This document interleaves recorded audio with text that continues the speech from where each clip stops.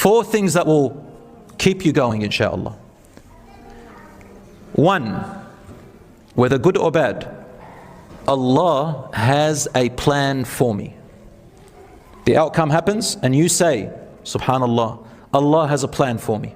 What is it? I don't know, but He has a plan. I am certain He has a plan. Number 2, if it's a suffering that happened to you, say 100% good is going to come out of this suffering. 100%.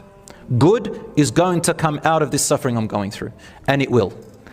Or number 3, this suffering is a test for me. I know this is a test from Allah. It's possibly a test for my hereafter, and a test of knowing myself. I will pass it and I will not let it overcome me. You know that test one and this suffering and all that?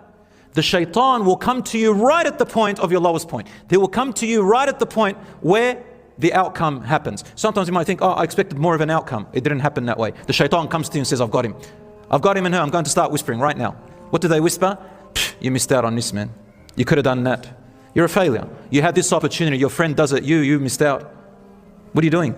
You're a failure. I told you you're a failure.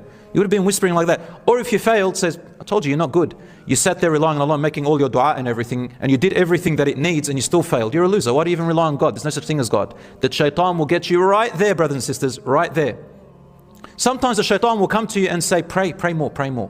Pray more, pray more, pray more, pray more. As soon as you think you failed in something, he'll say, see, I told you. You prayed all those prayers, all these sheikhs are telling you something, you failed still. Leave prayer.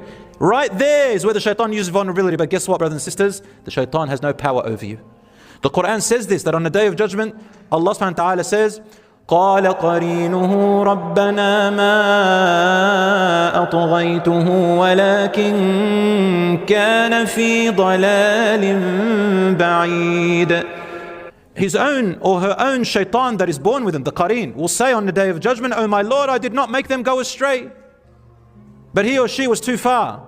They already thought bad about themselves. They were too far away. They were diving way far away. I just whispered and they listened. In another verse, the shaitan says, Iblis himself stands in hellfire and makes a khutbah, a sermon, and says to everybody in hellfire, hey everyone, let's make a deal right now. I know you're all going to blame me. Let's just agree. I don't blame you.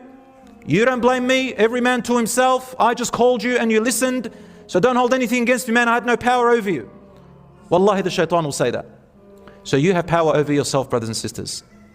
So the 4 things are, something happens after you tried your best. Think, Allah has a plan for me. Number 2, good is going to come out of this suffering. Number 3, this is also a test for my hereafter. I will pass.